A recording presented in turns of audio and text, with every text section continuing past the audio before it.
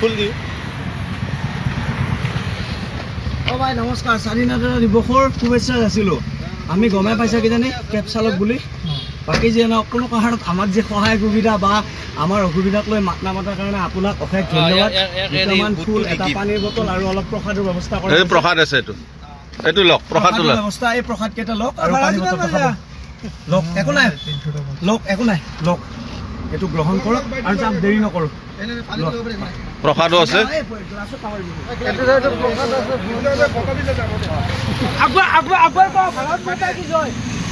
নালাগে এইবিলাক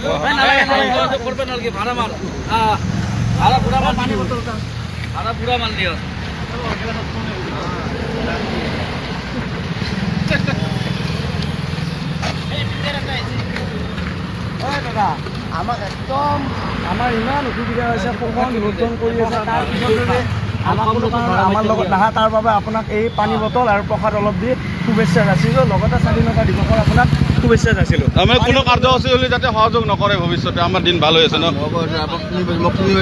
পাইছোঁ আমি ওলাব নহয় ঘৰত যাবি ন, যা। যিকোনো খবৰৰ বাবে যোগাযোগ কৰক 9181307221 আমাৰ এই নম্বৰত।